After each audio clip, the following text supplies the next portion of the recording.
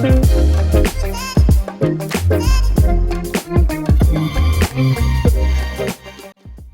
there, you're listening to Switch On, a podcast to shape the principles of modern leadership. I'm Helena Mach, and I'll be discussing real experience with successful leaders. Learn from them. How are they dealing with the challenges of today? And how are they building on their learnings for tomorrow's success?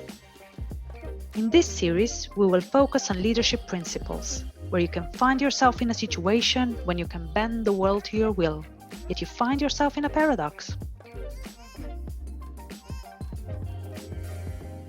Welcome to this episode of Switch On. Modern leaders need courage and creativity. It can be as simple as staying curious or thinking how it can be done better. But it also means not falling into a trap of this is how it has always been done. It is about developing critical thinking and pushing the status quo with new ideas. Today, I'm thrilled to be joined by Danfoss's innovation manager and expert on the new ways of working, Mateja Panjan. Welcome, Mateja. Hi, Helena. Thank you for having me. Good to have you with us. Mateja, you're one of the most passionate advocates of open innovation that I know. You often act as a corpo hacker, and with your actions, you're influencing the development of company culture by combining different views and disciplines across the organization. I'd like for you to kick us off with a bit about your experience and the role that you're doing at Danfoss. Yes, of course. So I work in Danfoss District Energy as business development and product portfolio team member. I work in areas of open innovation, new ways of working, and customer experiences. And at the same time, I run and somehow develop the future work community where employees from all levels, different functions contribute and co-create more fun working environment in our company. So I try to combine different knowledge, competencies, and skills and contribute the best to the areas I mentioned.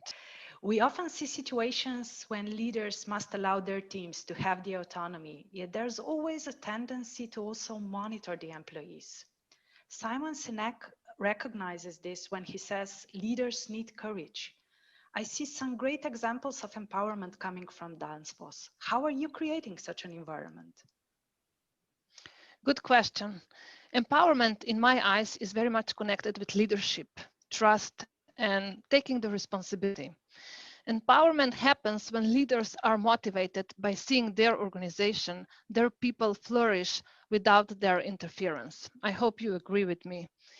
And leadership must come from the bottom, not from the top. It comes from the vision and values that are set. And I'm really happy that we started this mission into more diverse and inclusive workplace in Danfoss Strata already in 2014. At that time, we were celebrating 20th anniversary of joining Danfoss. Our mission was to understand how our business will change in next 20 years. So we imagined Danfoss Strata world in 2035. So we created a workshop and invite all senior leaders, and together we identified key risk areas like employee democracy, how to be much more open with innovation, how to make generation cohesion and global talent. And together we decided what are the actions needed to fulfill those gaps. So we were doing this with Professor Linda Gratton and her movement in the areas of future work. So at that time already, we were taking the journey into much more creative, collaborative, and open working environment. I fully support this view and looking forward into the future because it's not just about how we are working today, but also envisioning where we want to be, where we want to go. But I guess it comes down to finding the right balance. How would you say you are able to maintain this focus of the teams to really focus on creativity instead of control? So I believe control happens in more traditional leadership and working environments. However, leaders are different, working environments are different, industries are different. Regardless all this, now it's really time for leading in this digital age where creativity, disruption, teamwork, networks, using and analyzing of data are crucial. So I really think that now creativity is becoming more and more core capability and new skill that we need to invest our time, our training, our education, the new tools into boosting this skill that is relevant for all of us. You're so right. Innovation is a powerful engine for collaboration and sharing different views, ideas. But people are afraid of the change. And I guess there are always some that welcome the new, but there's also resistance, if I may use this word. I really admire your energy and the way you are pushing the status quo with new ideas. Thank Because you. today, everything is actually changing, everything is shifting, and innovation can have an incredibly positive impact on the business performance. I see you as highly active in the field of modern working. Can you bring more light to the new practices that you see that are emerging? In the pre-COVID world of work, we were pretty much focusing on different important emerging practices, like preparing us for longer working lives, where more generations were gathered in the workplace, then training for virtual teams where collaboration were crucial, then managing 24/7 working culture, building capabilities for frugal innovation, where it's so crucial that we involve customers into our everyday innovation. And then also self-managing talents, where we were really focusing on lifting the ability to take training courses and access and ownership of individual career progression by employees by themselves. But then along came COVID with the speed up some other areas like flexible and remote working, create social protection for vulnerable workers. Of course, then learning new digital skills, upskilling and reskilling, I think they're the next big push we all need to invest in our organization. Then becoming more flexible, innovative, creative, and collaborative virtual spaces. We are focusing on that pretty much at Danfoss as well. And what does it mean to be flexible in time and space in the new ways of working? So these are pretty much important things for us where we are focusing right now. Do you think we can already talk about the new principles we need to embrace as leaders to achieve the flexibility needed and be efficient at what we do? Yes, absolutely. One of the most important new principles I see is flourishing right now is being open to experiments, especially within the areas like social connectivity and innovation. Since lockdown, most of us are spending more time with people we know well, so our networks are shrinking. And about innovation, working from home means the conversations so crucial to innovation are no longer taking place, at least not face to face, but only virtually. But I'm not really sure if this is okay for being innovative, especially creative. Yeah, a lot has changed in the meantime. Last time we discussed that in order to power new ideas, we need to combine and build on specific multidisciplinary views to be able to add value. Would this also be a way to influence the future of work? I really think that collaboration and teamwork and combining practices, different skills are crucial for the future of work and also for the creativity. So combining all of this is the new ways of working. I fully agree with what you said earlier that we have all faced new dimensions of work last year, and working from home with its pluses and minuses. And there also seems to be strengthened attention to remote work possibilities. But you went beyond that thinking. I see you are pushing the barriers of possible with your participation in a talent cloud project. And it was a recognized winning HR practice last year, but you're already taking it to a new level. So tell us more about this project and the ambition behind. Yes, Talent Cloud is our baby, and so I'm so proud.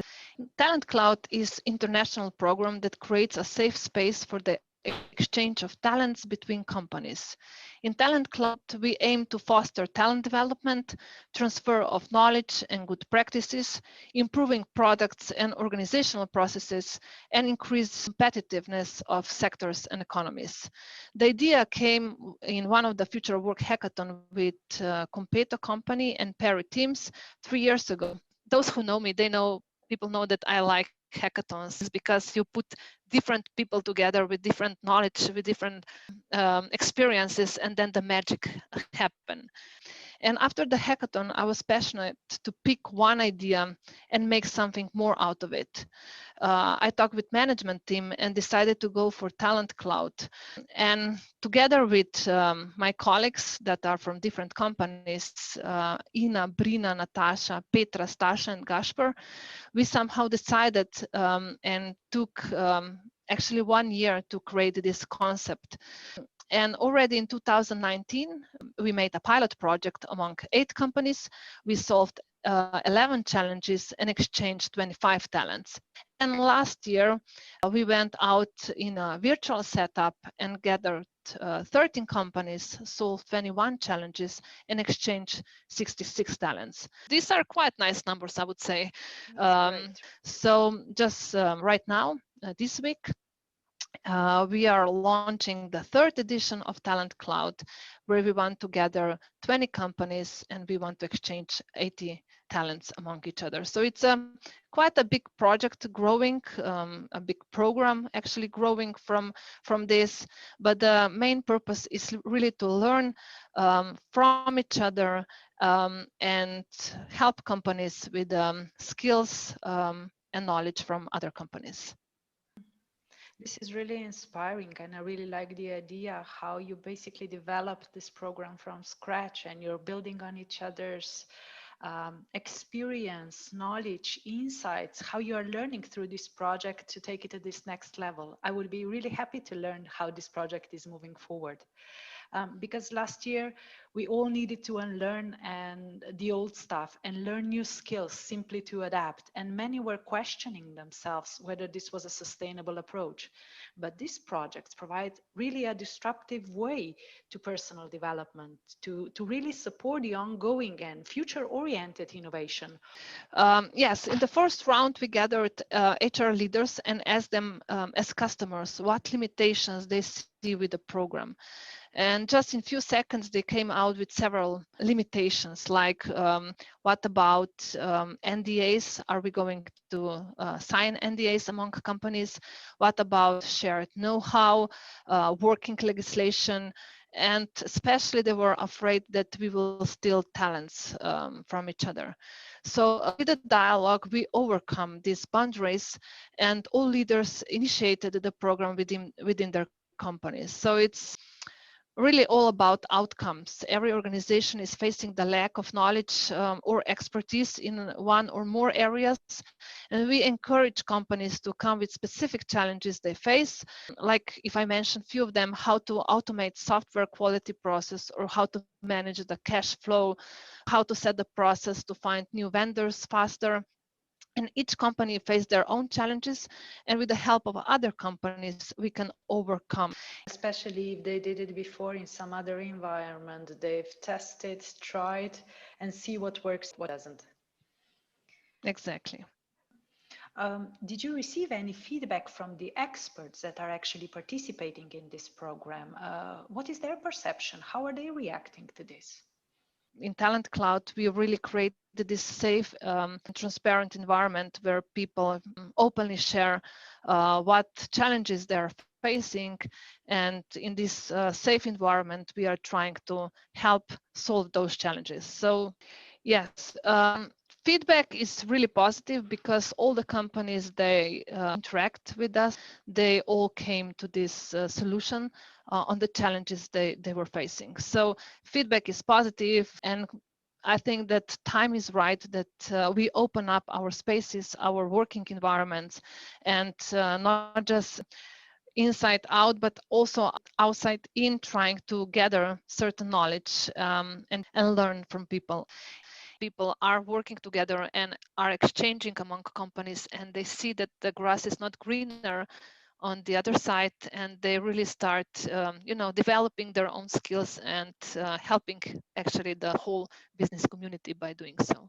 Yeah, because I think that there's a notion, right? There are people coming to help you out, to make you better, to solve your problem, and I think this must be greatly appreciated. Exactly. But you're working also in an international team, in a matrix environment, and this is specific, I could say. How do you actually balance this global vision and local needs? Are there any good practices that you could maybe share with us to help us better understand, but also to help us better manage this fragile aspect of our day to day? Mhm. At Danfoss, we are always trying to build bridges and openly share our best practices with business communities. Last year with pandemic, we have started many good practices. I work with business development teams mostly, so we really focused on how to better engage with customers. We have created our own District Energy Academy, where we interact with our business partners through webinars and really interact on the way with like showing demonstration of our products and solution. We virtually invite them to see our labs. We are also playing with artificial intelligence and virtual reality. We often attend different innovation challenges where we cooperate with young engineers who are just entering our workplace and try to get their ideas on our challenges. Internally, we focus on employees' well-being mostly. So every day at 12, we have 15 minutes of exercise with my colleague Hannah. She practices yoga, dancing, and colleagues worldwide joining this and practice with her. And also we quite heavily work on social connectivity. We established Danfoss Connect, where we built a global virtual space where like-minded colleagues can connect across Danfoss to make sure we learn from each other, share ideas and experiences, solve problems together, and deepen our knowledge in different communities like robotics, then gamification, and many other communities that we establish, and we try to put people from different part of the world that work in Danfoss into these communities, and they share the knowledge and good practices. Sounds great. Keeping people engaged, caring about their well-being is becoming more and more important. I'm sure you're connecting them around their passions and their interests. And Yes. this creates a certain, I could say, maybe a community where they feel safe, yet empowered to innovate. So having the courage to go forward is very important today. Maybe for the conclusion, would you be willing to share with us your top recommendation on how leaders can influence the modern ways of working? How to get the right balance between control and empowerment, to do the right thing and to elevate the impact? From my experience, it's crucial to open up and trust your people. I'm always surprised how creative and innovative people are if they are not afraid to make mistakes. So really open up your working environments and make sure people are comfortable with also making small mistakes and learning from each other.